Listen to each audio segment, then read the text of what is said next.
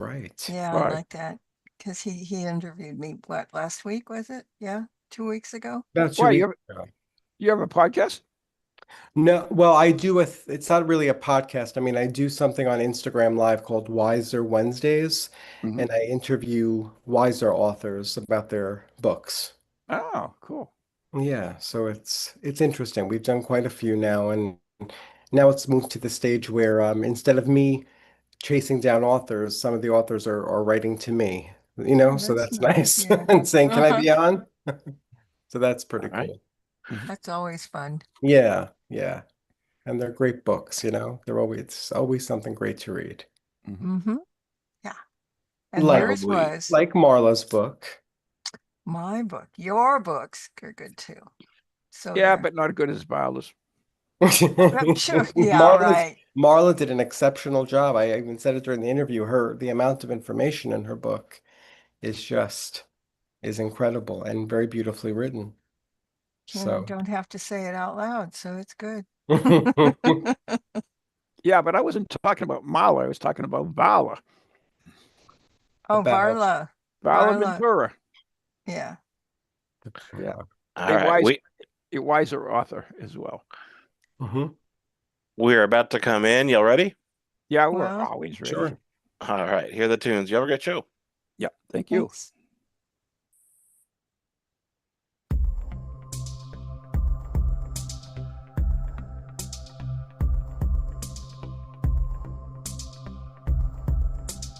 Darkness has descended upon the city, and the creatures of the night have begun to stir. This is the time when the veil between the realms of the living and the dead is the thinnest, and all that is not what it appears to be. Like a lone sentinel, one candle flickers in the night, revealing all that lurks in the darkness. This is Ghost Chronicles, Book of Shadows. Welcome to the nightmare.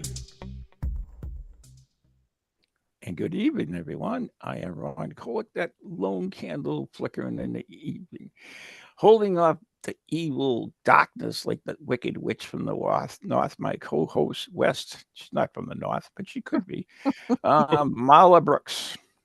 Mm-hmm. I could go up north if you want me to. I Well, don't you're know. kind of Northern California, right? Nuh-uh, I'm Southern California. Why, you near San Diego? I am. I'm in I, Los Angeles. That's well, that's like mid California. nuh-uh. Uh-huh. I'm 2 hours away from the Mexican border. So what's San Diego, on the Mexican border? Yeah, pretty much. Yeah. No, sir, I've been there. Of course, I Yeah. did go. Wait a minute, I did go to Tijuana. That's right. Yeah. Uh-huh. Everybody. Yeah, you put your friend in Tijuana and Never come back. now probably not so, No, but definitely not. yeah, Anyways, we have a guest tonight, we do. Yes, a good guest. if you say so. I will Okay. determine that. All right. So since you said say so, everybody, I tell everybody who he is. Who, me? Yes. No, you're not sticking with that name. You know I can't figure it. Oh, It's please. Antonio. Well, come on. No. Come on. Antonio P. That's the way we call him because we're like, Antonio yep, P. Or there I'll you make go. it easy. Yeah, or here, I'll make it's Antonio Pagliarulo. Peg. See? Is it Yeah. you there? Oh, yeah. I thought that was an I. Pretty Yeah, my simple. eyesight's going. Yeah. Uh-huh. I'm guessing that's Italian. It is Italian indeed. Both of my parents are from Italy. Sicily? Yeah. Sicily? Excuse me. By any chance? I'm sorry? Sicily by any chance? No. My mother is from the province of Caserta, which is close to Naples, and my father was born in Bari and grew up in Milan, and they both came here as teenagers. They met in New York. Oh, My mother, though, first, when she was a little girl, my mother left Italy and moved to Argentina and lived there for about 10 years almost, and then came here as a teenager. that's And so then they cool. met and, had their Manhattan meeting love story. So, Ah, yeah. so you're second generation, right? Yeah, Well, second. I would be considered, excuse me, first generation because my Oh, first siblings and generation. I, Yeah, I always get that mixed up. yeah, my siblings and I were born here in New York. We're born in New York. Oh, wow. That's good. You won't get deported. So Oh, we God. we were born here and grew up in the Bronx in a house that was very much my grandparents lived downstairs, and that's where I got, the start into what today we would, call folk magic because my grandmother um, knew how to remove the evil eye, Okay, from so you grew up people. with the Italian traditions then. I did. I did. Ah, Yes, very much grew up speaking Italian. I still speak Italian. So very much Catholic? the tradition. We were raised Catholic. Yeah, Yes. raised Catholic. Yeah, yeah. Yes. Yeah. Oh, wow. That's back old school. Yeah, old school New York Italians. Yeah, that's pretty cool. Yeah. So, how did you get interested in besides your family? Was it how did you get interested in it? Because well, actually, why don't you tell us a little bit about yourself and what you do as well? Well, I'm all right. I'm a writer. I write fiction and nonfiction. My last book was is The Evil Eye: The History, Mystery, and Magic of the Quiet Curse, which was published by Weiser in 2023, and thankfully it has had a very nice response from readers. And the book explores the subject of the evil eye, which is one of the world's oldest curses. I mean, it goes back 5,000 years at least. Even, some say before the Egyptians and into Mesopotamia. And it's the evil eye basically is a curse that is transmitted through a glance or a look. And a certain look can create all sorts of, bad things in your life. And the look itself, it's interesting because the evil eye itself is a supernatural concept, but it originates from a very natural concept, which is the emotions of envy, resentment, greed, anger. And so when you have those emotions and you kind of against someone or for a particular situation, that's where the evil eye comes from. You're projecting that onto them. And most of the time, people, well, I shouldn't say most of the time, there are basically three ways you can do that. You can do it willingly, and completely consciously, where you're looking at someone and saying, well, why the hell did he get the raise or the job and I didn't, and he doesn't deserve it. And, you got a little bit of envy and jealousy there. And so you're casting that evil eye. Sometimes it's unconsciously, and this is where you'll see in a lot of cultures, like we were raised very much if you give a compliment to someone, if we were ever complimenting someone's house or a child or anything, we would always, say, oh, beautiful house, God bless.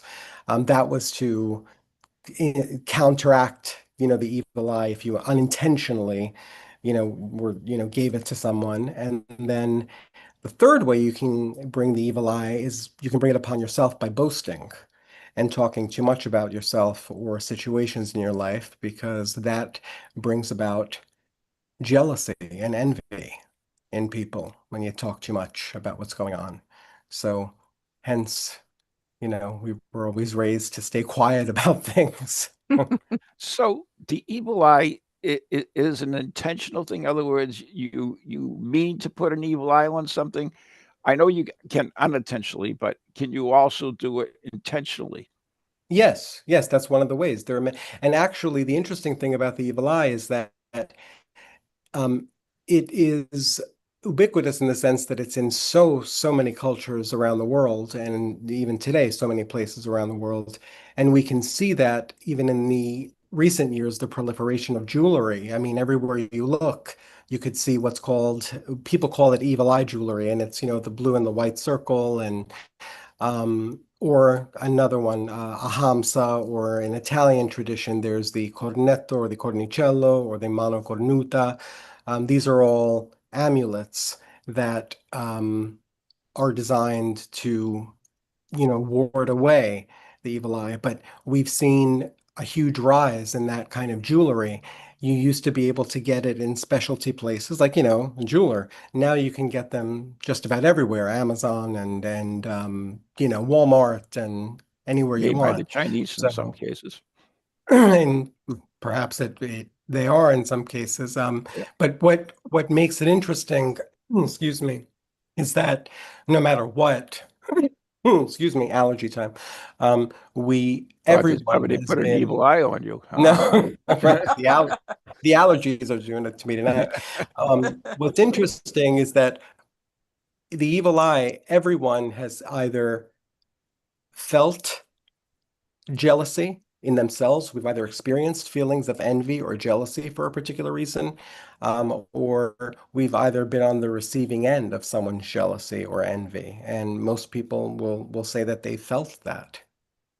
Mhm. So that's what makes it, particularly interesting because it really is something that impacts everyone. No one is, sort of out of its path.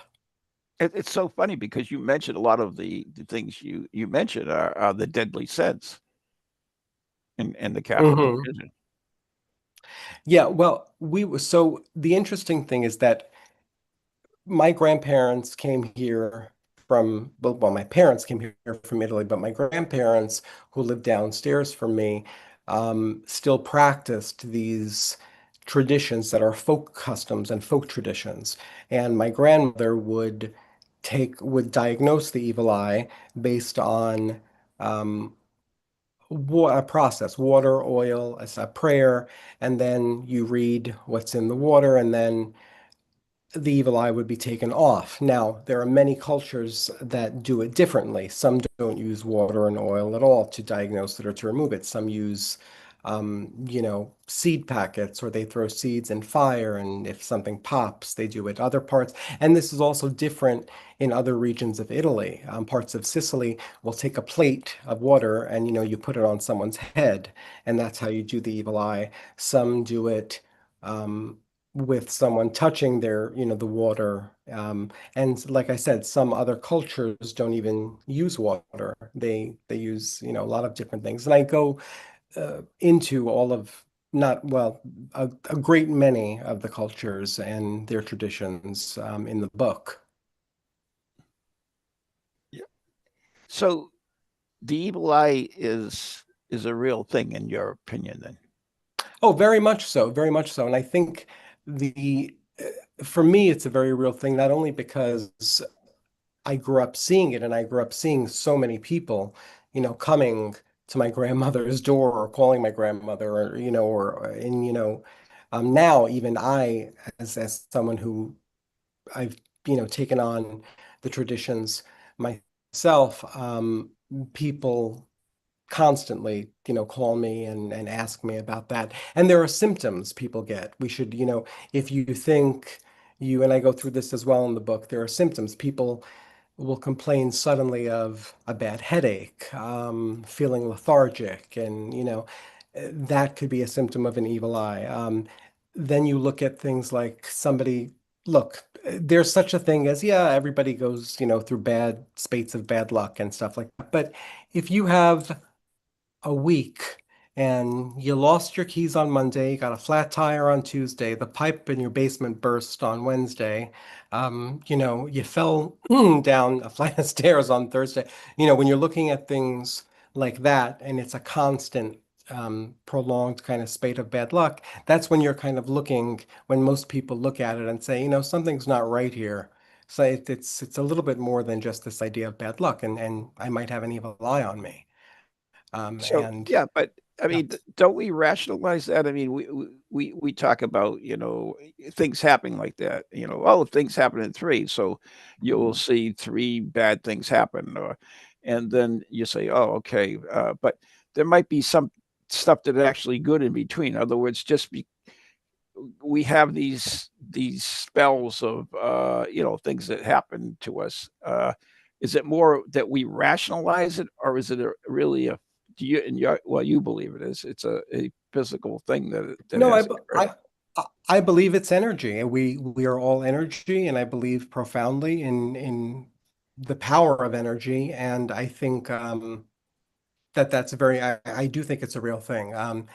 And way back before, excuse me, when the science of sight, now through intromission, we know that that's how sight is accomplished. But way back in the days of the philosophers Plutarch and Socrates and all that, they believed in extramission, and they actually believed that the eyes emitted rays, like of energy that could go in, and they were sort of like tendrils that can kind of clamp on and literally harm you. That was a belief for a while.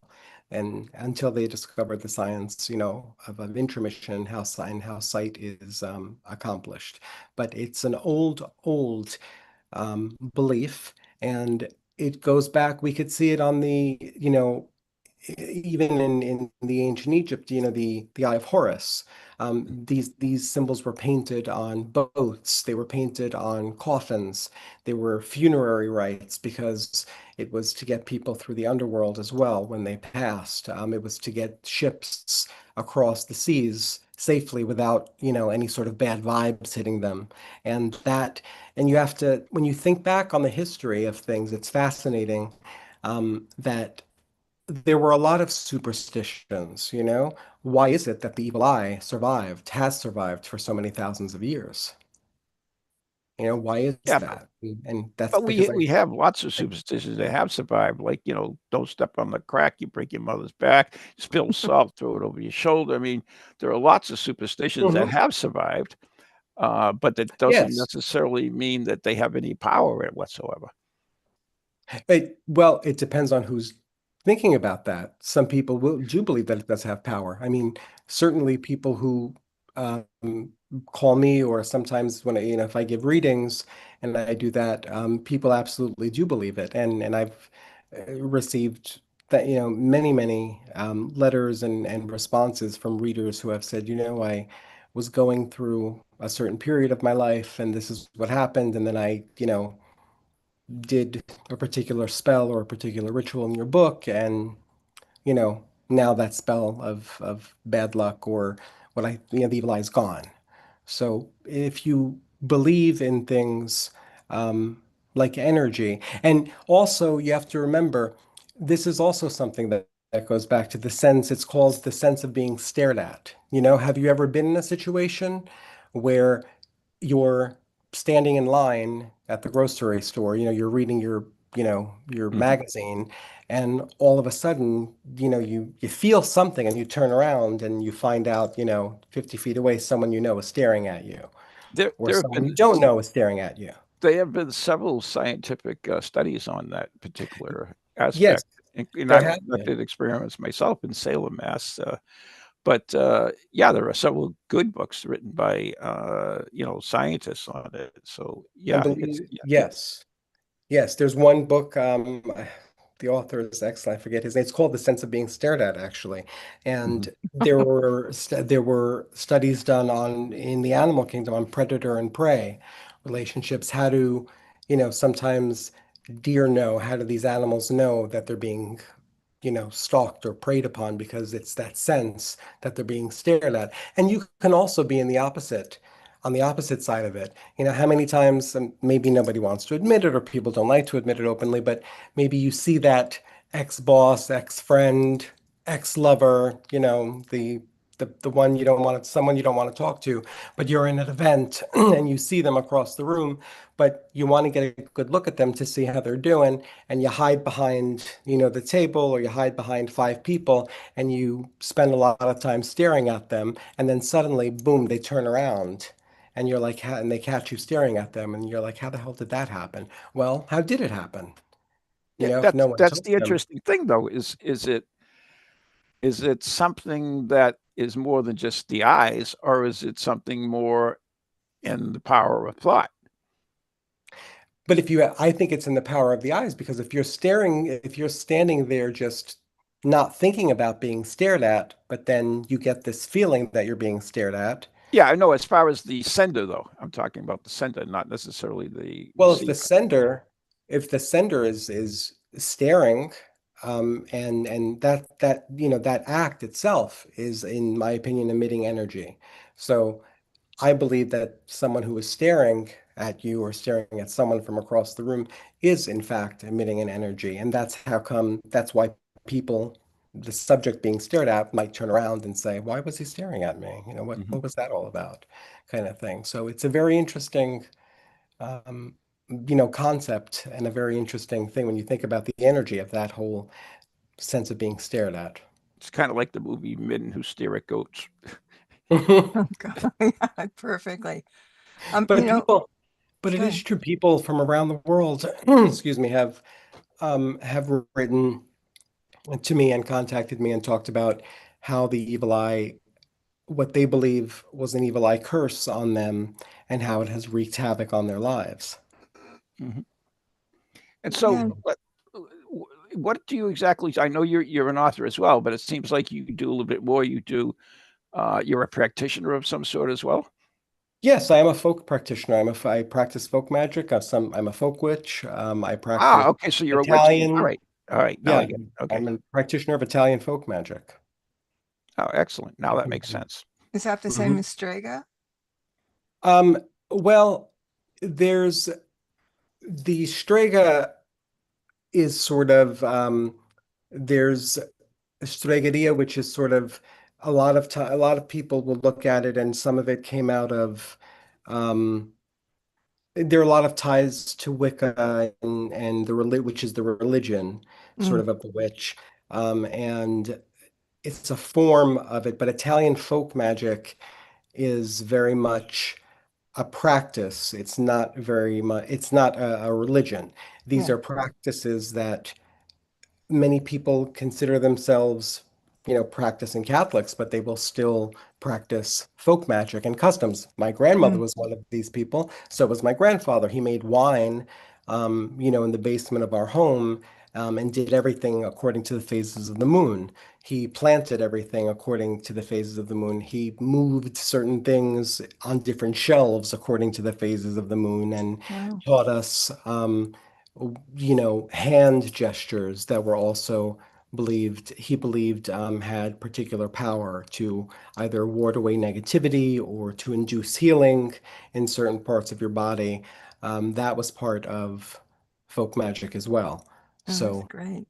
yeah, but but if I consider myself a practitioner of Italian folk magic and a folk witch, but if I would have called my grandparents that, they would have, I would have gotten, the shoe, the shoe across my face. They would have never said that, witchcraft. No, no, they weren't witches at all.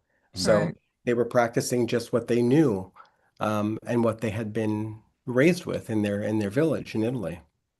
Yep. You just mentioned witches, and I know where you're calling from. Tell everybody where you are and what are you doing there? Ah, yes, I'm coming to you from Salem, Massachusetts. Oh, my hometown. The beautiful city of Salem. And I am here, yeah, like so many people, of course, to celebrate the festivity of the holiday. But I'm also here doing some research for a couple of projects that I have Oh, in the excellent. works right now. So yeah, so here from beautiful Salem. Yeah, you went to the cemetery, didn't you? I think I saw it I on did. I Facebook. went to the Charter Wh- Street yeah, Cemetery, which certainly. cemetery? There's like a Charter bunch of Street, yeah. yeah. Okay, yeah. Yeah, which is one of the oldest in Mhm. yeah in the country. It's actually it's just amazing to see, and the whole town they do an amazing job of keeping things running, especially during this time of year when it's thousands and thousands of people. Crazy, Yeah, absolutely crazy. yeah. I was part of the Festival of the Dead for 13 years. I used to do a event called Spectral Evidence at the Hawthorne Hotel with through Christian Day and Sean Portier. And boy, we get like 100 people there and we'd do our thing. But, half of them would be drunk, but quite frankly, it was very tough. Getting in and out was horrendous. So I usually stay away from Salem this time of the year. But so I give you credit for that being there. Yes, it is. It's definitely it's crowded and but I do wish a lot of people could, especially if you're into, any sort of magical practice or anything with body, mind, spirit. It's certainly it's a place to be. There's Mhm. It's not an ordinary city, that I will say. There's definitely an energy to it, and there's also for people who are not, interested necessarily in the occult side of it. There's so much history aside from the Salem witch trials as well. There's also a lot of maritime history and so on. So yeah, it's an amazing place. Oh yeah, it's great traditions, great history. Like Houses of Seven Gables is there, and it's Oh yeah. the Witch Museum, of course, is there, and a bunch of other places. Yeah, it's an excellent place. That's why I go off season all the time. But yeah, And I love it off season too. It's also lovely, and I've been here in actually every season, and it's been beautiful in every season. yeah. It's like I don't like crowds. I think it's the energy actually, because there's so many different types of energy that people bring with them that they it just bothers me. I'm somewhat Yeah, yeah. And if you, you get, and with all that energy, you might get yourself an evil eye or a bad luck, so you don't know what's yeah, gonna that's what's gonna befall you. So you have to stay protected. Well, so oh, go go ahead. ahead. Go ahead, Mal. No. I was just going to say, have you ever gotten hit by the eye? Sure, of course. Growing up, that was um, a common thing if you felt sick, if you were going through something that, was unusual in any way, whether it was a physical ailment or whether it was something, where, you were just acting out of the ordinary or things out of the ordinary. You're a good student and then suddenly you were not a good student and you were failing and you couldn't get yourself together, or you were in just a found yourself in a weird place. Certainly, the eye, or as we call it in Italian, malocchio, which means, bad Oh, eye, yeah. Hmm. that was certainly always very much a part of growing up. And yes, my grandmother would look at it and say, yep, it's there and now it's off. And certainly as an adult, that growing up that way formed, I think for me, it formed the foundation of my life, as someone who writes about these subjects and who practices very actively. Um, and I certainly still have felt that. There are times when I think I'm pretty good at feeling it and knowing when I think I have the eye on me. Is there is there almost like a reverse of the evil eye where you actually draw good energy to you, and want to take it actually from some people? Is there Where you a take thing? it from some people, well, if you're actively taking energy from some people, then you're kind of, that almost sounds Well, like either something. consciously or subconsciously. Yeah, that if you're taking it from people, it almost sounds like a vampiric kind of thing if Oh, you're okay. trying to take it from them. But you can, I guess the closest thing to the opposite would be to just continue, to bless people or to wish people well and to just, give compliments. But you have to be, that's the point of where the evil eye originates. Are you Mhm. doing this from a sincere place? Inside of you, do you feel complete sincerity when you're giving someone a compliment? Or is it a sugar-coated compliment and you're really, you're complimenting the new house, but you're really deep down a little bit jealous that you didn't get it and they did. That's one of the story I write about that in my book because I interviewed a couple. They had purchased a new home and he wanted a housewarming party. She did not. And they had a housewarming party and they had very a following after that. They had very, very negative experiences, and I write about what they went through, and it was definitely out of the ordinary. Mhm. That Definitely. was the DoorDash guy with the pizzas from the dead. So we're gonna have to Hmm. take a break. We'll be back though, Sounds anyways. good for me. So you can rest your voice for a second there. I want Anyways, the other anchovies on the plate. Thank you. what? You got something against Anchovies. anchovies? You got You got me. something against them? No, I want them. I love You do? anchovies. Yeah. What's wrong with you? Oh, you should know by now. Anyway, yeah. Well, yeah, I'm not going there. Uh, anyways, you're listening to, let's see, what are we today? Yeah, it's Ghost Chronicles right here on TogiNet, Parax Radio, and where all good podcasts go to die. I am Ron Kolick. She is Mala Brooks, and our special guest today is Antonio Pagliarulo. Pagliarulo. You almost got it. That was pretty good. Yeah, it was close. It was a stab, and it was a bad one. Yeah, you got it. We're brought to you by Circles of Wisdom, 386 Merrimack Street, Methuen, Massachusetts, the Glant Messier Family Law Group, 55 High Street, North Andover, Massachusetts. Our very good friends on Ghost Chronicles Radio on Patreon, like John in the chat, and Sue Brown, and Ian Carrigan, and Craig DeGroot, and a bunch of other people. So we thank you very much. And also, my very good friend, Leslie's Martins, positively brilliant Reiki infused candles on Etsy. So we'll be right back here on Pararex after the following messages.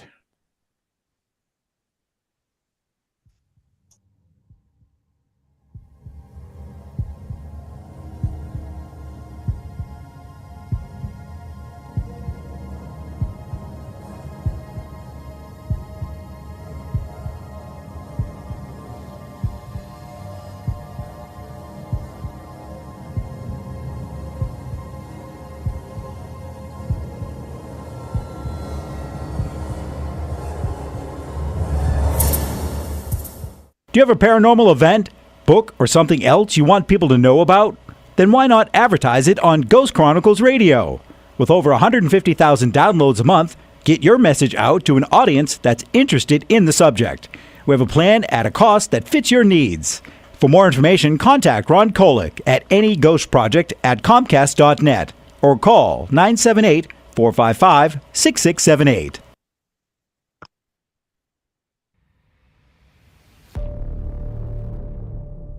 Located in Illinois, there lies a sleepy little town where nothing is a common occurrence. You going to that party in town tonight? Heck yeah! I only turned 18 once. That is until the night of celebration. Where the hell is she? Oh no. No, no, no, Jessica!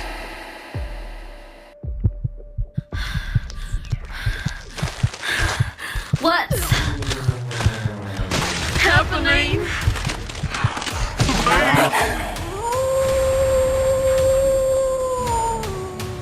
From the creators of Shadowhunters, Bite Me, comes a tale of primal terror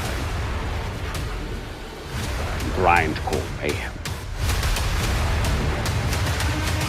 Shadowhunters, kill, Jessica, kill!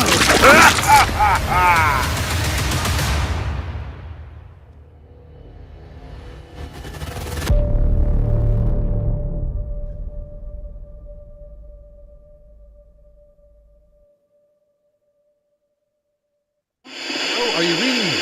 Come in. Hello? Greetings from the Shadow, and welcome to Shadowzine. My name is Jeff Belanger. I'm an author, podcaster, and explorer of the unexplained. For 30 years, I've been investigating the paranormal, UFOs, monsters, and things that bump in the night. Lately, you may have noticed how major TV networks and even social media networks have been pushing our favorite subject back into the shadows. I say good. That's why I launched Shadowzine, a monthly underground publication that covers your favorite topics in depth by some of the leading writers and researchers out there. If you're looking for 30-second TikTok clips, go somewhere else. If you're ready for a deeper dive, put down your phone and pick up Shadowzine. You can't find it in stores. This is old school print. Head to shadowzine.com and be part of the underground revolution. That's shadowzine.com, and I'll see you in the shadow.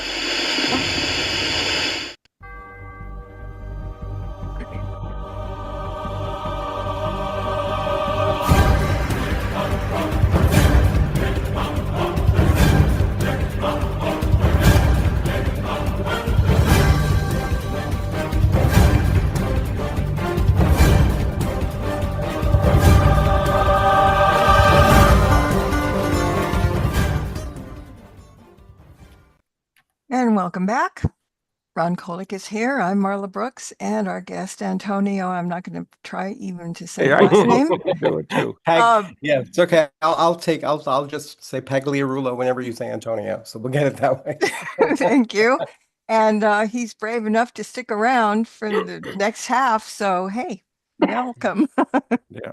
Thank you. It's a pleasure to be here. So, And we're discussing one of my favorite topics. So, right. So before we forget, if somebody wants to find out more information about you, Antonio, how can they do that? Well, my book is The Evil Eye. It's available anywhere books are sold, online or in bookstores or in independent bookstores or your favorite metaphysical shop, or you could find me at ItalianWitch.com. Ah, that's pretty That's cool. easy. Yeah, I like that. I like that one. Pretty easy, yeah. Yeah, and people do contact me a lot, for readings and questions and things like that. And they send me there, and a lot of times people send me their stories. Oh, that's excellent. So, what quick thing, and then I mean, I ask questions that our listeners would ask you if they didn't know anything about you. That's why some of these questions are silly. But anyways, so the evil eye? So you can't put an evil eye on someone across country then? You can. Sure you can. I thought it had to be line of sight. You can be, the idea is that in the line of sight, but if you're adept at energy work and you're someone who understands how energy works, then you're going to, and you're feeling negativity and you're feeling emotions of greed, of envy, all of these things, resentment about someone who's across the country, and you have them in your mind's eye, you have a picture of them in your mind's eye there. You're going to be able to affect them, certainly. Ouch. Yikes. And I had you shut your video up so you couldn't do that to me. Crap. Oh, darn. I Well, lost isn't that it battle. kind of like you can do Reiki at a distance? That's You right. can do it. Again, we're dealing with energy. Yeah, Yeah. yeah. In fact, there is a chapter in my book. I go over, aside from the cultural and the historical aspects of it, I do a chapter on how you can diagnose it and then detect it, and then how you can also cure it and heal it. And then I also do a chapter on how you can cast the evil eye on someone. And a Oh, lot of nice. people, well, yeah, and a lot of people got particularly fascinated by that Man, subject. isn't that kind of like, Counterintuitive, you would think, yeah, right? kind of evil.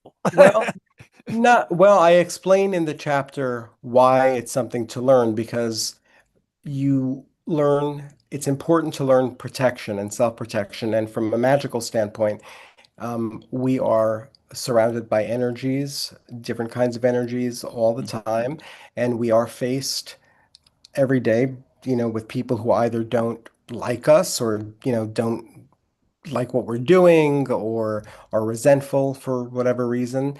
And sometimes learning how to cast the evil eye is a measure of protection. It's a way to, stop someone from harassing you or, from, just giving you their own bad energy, and So you wait a can minute, direct it that way. can you have like combating evil eyes? If you have combat, you can have, if you're someone who knows about the evil eye, then you know already what it is, and you're going to take measures to protect yourself against them. And that means you're going to start probably with amulets. And, people say amulets and talismans, but an amulet really is something that protects you.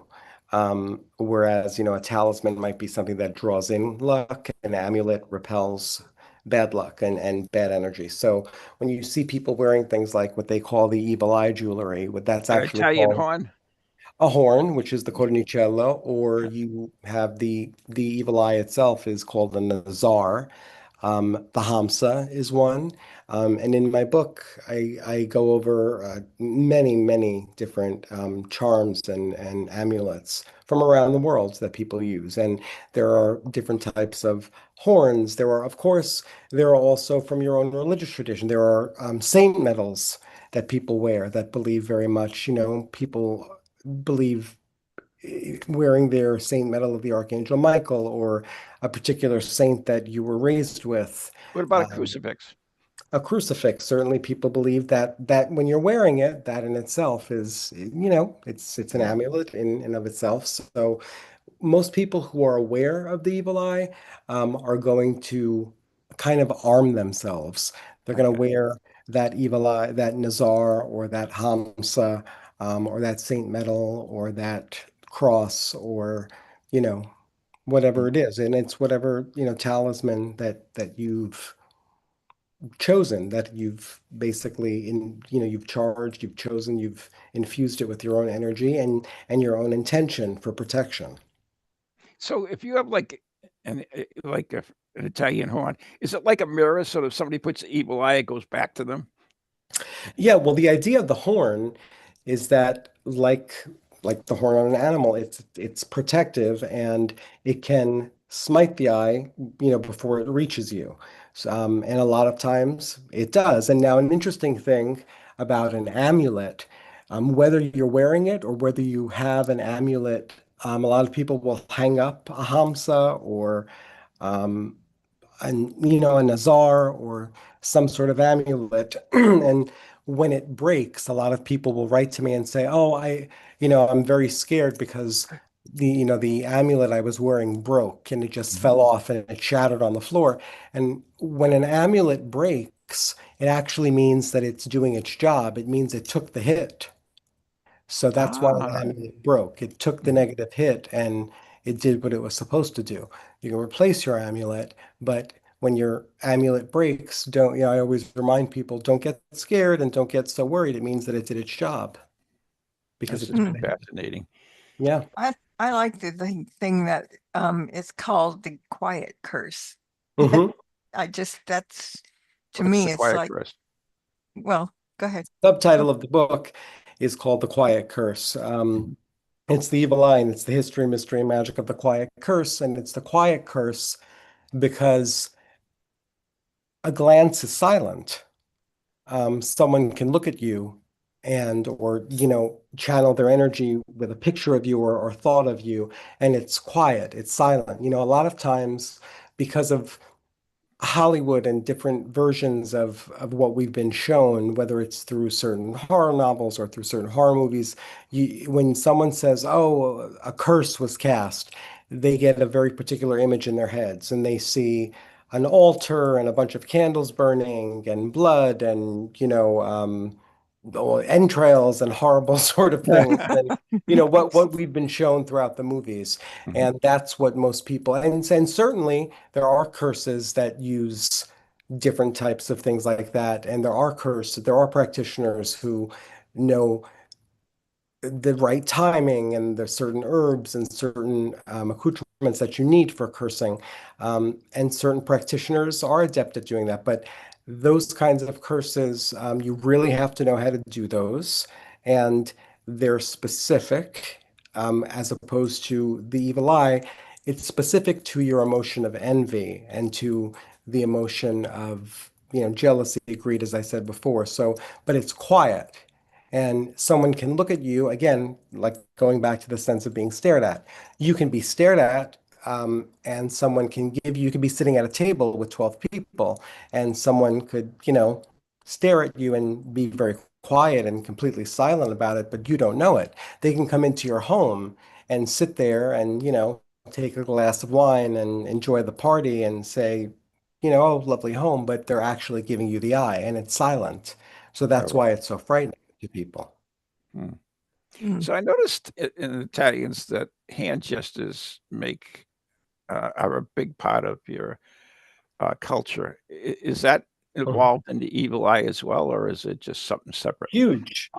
Yeah, very huge. I mean, I grew up with making what's called, the mano cornuta, which is, the horns. Basically, you put up your index finger and your pinky finger, and you know, I walked around half of the time, half of my childhood with the horns in my hand, my fingers as horns in my pockets because I never knew who was going to give me the eye.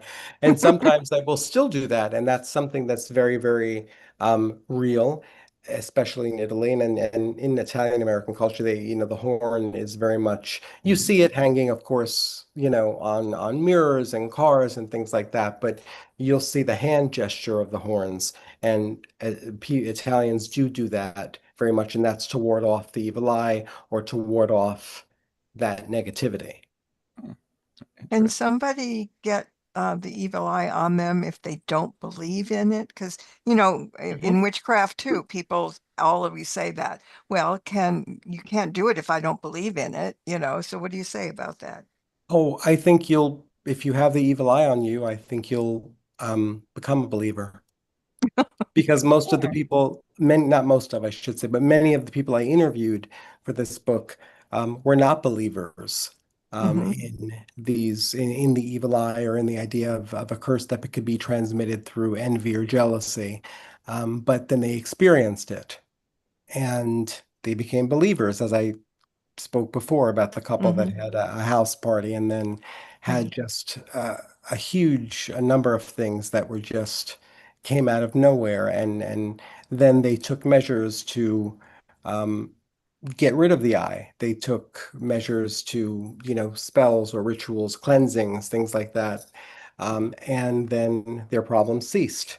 And so one of the two who really did not want to believe in it and had gone years with sort of not believing in it. She had sort of put it behind her, came back to believing in it because of her experience, and also doing certain rituals for cleansing, wearing certain amulets, saying certain prayers or incantations, things like that, um, healed in essence their situation.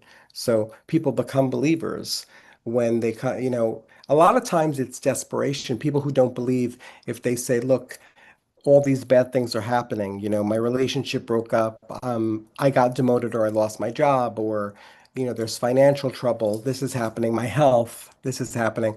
And they often seek out answers through magical practitioners or just for a reading or something like that. And they'll find that someone will say, if I do a reading, I say, well, yeah, here's you do have the evil eye, and here, I'm going to remove it from you. And I will get emails from people, a week later or 2 weeks later who will say, thank you, I feel better, or the situation that I came to you for has, corrected itself, has, changed for the better. I didn't lose my job as I thought I was going to be, and now stuff is better in the home. A lot of times, and it's not only physical manifestations like headaches, or it's not only things like, falling down the stairs or the car or a flat tire, your home as well. Don't forget your home, your sanctuary, your windows are the eyes of your home. So, um, there can be an evil eye on a home and people suddenly say, I don't know what happened. We were, living peacefully for the last 10 years, and then all of a sudden, boom, we've been at each other's throats for the last 3 weeks and I can't explain why, or for the last 3 months and I can't explain why. Well, there's very good possibility that that's the result of someone's envy, or the Interesting. envy of a few people. Mhm. Yeah. So does the evil eye dissipate, or perhaps because like the sender no longer, thinks about the person or situation? Yes, I've certainly interviewed people and know people who've said, I really do 10 years ago, I had this really bad situation where I know I had the evil eye on me and I didn't do anything about it because I didn't know how to do anything about it. And that's because I hadn't written my book yet. But now they know what to do about it if they want to. But and then they said, it eventually faded away, but why, it took quite a bit of time for things to normalize again. You have to remember that when somebody is giving you negative energy, it's essentially, creating a tremendous amount of imbalance in your life. That's really what negative energy does. And if you don't have to live with it until it just fades away, which could take, months or in certain cases years, why go through that if Yeah. you don't No. have to? Yeah. No, I was just curious. I'm not Yeah. saying, yeah, if you definitely could solve a problem, you definitely want to solve it. But Yeah. I was just wondering if it does, if it does have like a shelf life. I got I something think, that, yeah. oh, go ahead. No, go finish. Oh, I was Go just ahead. going to say, I think there are people who certainly do, are, victims of an evil eye and don't do anything about it. And I think those people um, just spend a longer amount of time in that cycle, in that negative cycle, as opposed to the ones who go and seek out cleansings or Right. healings or things to break it or to banish it. Okay, Marla, what were you going to say? Okay, so all of us, we have some kind of pendulum that we wear. We have our whatever, and you're wearing a cross, you're wearing a Jewish star, you're wearing a anything else. That's supposedly when we're wearing them, they're supposed to protect us, aren't they? Yeah.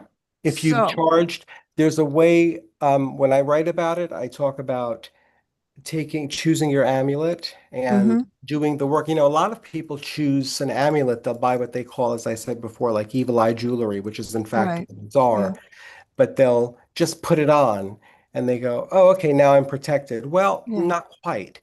yeah, Um, you have to do a little bit of work in that. mm-hmm, You have to connect with it. You have to, give it your intention. Sometimes people want to bless it, with holy water, or they want to bless it mm-hmm, with salt, or they want to, leave it under the statue of a deity or a saint or um, someone, or, an ancestor who was a protective person to them. So you have to, it's not just a matter of buying an amulet and throwing it around your neck. right, right, You have to intentionally sort of charge and as you know, Marlene, witchcraft, we call it charging something yeah, with your uh-huh, energy. sure, Just as you would charge a candle when you're doing a spell, you'll charge it mm-hmm, for whatever intention you have for yeah, success or for healing yeah, or whatever it is. It's the same thing with an amulet. You want to charge it and you want to make sure you're giving it that energy and that it's, so that it will do its work of protecting you. yeah. Well, Sure. I've done that for me, so I Mhm. know that, but I just think somebody I know says, I just get it to God. God will save me. I Mhm. will hurt you at all. He won't let it hurt. And I'm Mhm. thinking, well, okay. I mean, it's good to believe in that, but a little extra isn't any harm either. No, Well, no. that's my belief. You could never be too protected, and it's certainly true. You want to believe that God protects you, and certainly that's true Mhm. for so many people. But there's certainly nothing wrong with taking the extra measure into your own hands, because in this sense you can be in control of what amulet you're wearing or what sort of spell or ritual you're going to perform to counteract the evil eye. And if you Mhm. can take those steps, why not do it yourself? Sure. Right. Yeah. And I mean, it seems like your book is non-dominational. You cover all the different modalities and religions. So, is that correct? Yes, yes, I do. I do. I go through several um, faiths and religions and how they all had some form of the evil eye, or the belief that envy and jealousy were and are such strong emotions, perhaps the strongest emotions, and they're such human, they're such facets of the human condition, being envious of something. And you can't always help that. It just arises in you. Like I said before, if someone, gets that job that you worked hard for and you thought it was yours, you might not be an envious person. You might not want to feel the energy or feel the feeling of being envious or jealous or something, but it happens. You feel it. Um, and that just happens. And in all religions that I've written about in the book, there is some form of throughout history where the evil eye comes up. Yep, that's the end. That's the old dealer dash guy with more pizza for us. So we can set the party there. Yeah. So once again, the book is, and where can we find it? The book is The Evil Eye, The History, Mystery, and Magic of the Quiet Curse. You can find it right now on Amazon. You can find it on Barnes and Noble. You can find it in stores, your favorite independent seller. You can find it in your favorite metaphysical shop. If you go onto Amazon right now, you'll see it. Barnes and Noble, you'll see it. It's just available wherever books are sold, you'll find it. And it's really good. So you should find it. Thank you. If people want to get in touch with you, once again, my website is italianwitch.com. And I'm also on Instagram, Facebook, and I'm on TikTok, so they can find me there too. Antonio Pagliarulo. you doing And like a little dance on TikTok, or I have videos on TikTok where I talk about a lot of different aspects of magic, not only the evil eye, different aspects like tarot and so a lot of different things on the TikTok. All the good stuff. Oh, well, thank you. It was fascinating. I really enjoyed it. A lot of stuff to think about, and I think Yes, a lot of people do carry some type of an amulet with them. That whether they're how they were brought up or just superstition, they do carry something with them. Well, you have to believe in them. You can't just carry them. You have to believe in them too. Yeah, but you do if you kind of carry them, unless you want to be cool, then that's a different story. Well, and people do that Yeah, too. Yeah, that's true. Too. Yeah, but I think most people who have an amulet do believe that it's going to do so. Yeah, we do have to go.